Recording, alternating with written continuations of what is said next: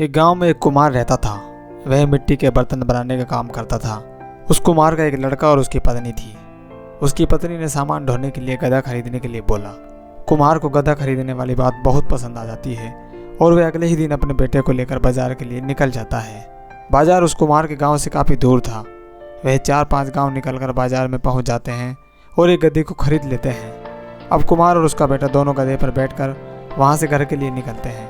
वह दोनों आराम से आ रहे थे कि उन्होंने देखा कि कुछ लोग उनके बारे में बात कर रहे हैं और बोल रहे हैं, ये देखो कितने निर्दयी लोग हैं, इन्हें थोड़ी सी भी दया नहीं आ रही है इस गधे पर। दोनों के दोनों हट्टे कट्टे बेचारे गधे के ऊपर बैठे हैं।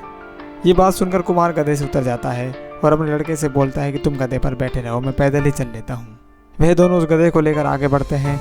फिर आगे निकलते ही कुछ देर बाद दूसरा गाँव आ जाता है और उन दोनों को देखकर कुछ लोग फिर से बातें करने लगते हैं। देखो कितना नालायक लड़का है, खुद तो सांड की तरह गधे पर बैठा है और अपने पिता को पैदल चला रहा है। कितने मूर्ख लोग हैं। लोगों की बातें सुनकर वह लड़का गधे से उतर जाता है और अपने पिता को बैठने के लिए कहता है। अब कुम्हार लोगों की बातों को सुनकर खुद गधे के ऊपर बैठ जाता है और वे दोनों फिर चलने लगते हैं। आगे चलते ही कुछ लोग और मिलते हैं। वह लोग लड़के को पैदल चलते देख कहने लगते हैं, कितना खुदगर्ज बाप है, खुद तो गधे पर बैठा है और अपने लड़के को पैदल चला रहा है। इसको थोड़ा तो अपने बेटे पर दया करनी चाहिए। इतनी बात सुनकर दोनों का दिमाग चकरा जाता है और वे दोनों उस गधे को अपने कंधे पर टांग लेते हैं और घर पहुंच जाते हैं। कुम्हार की पत्नी ये सब देख हैरान हो जाती है और बोलती है, इस गधे को क्यों टांग रखा है?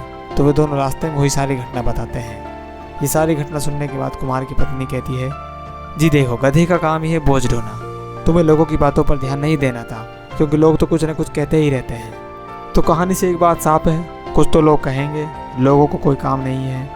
तुम अपने पथ पर आगे बढ़ते रहो, लोग सिर्फ कहते रह जाएंगे, क्योंकि इससे ज़्यादा उनकी औकात नहीं है।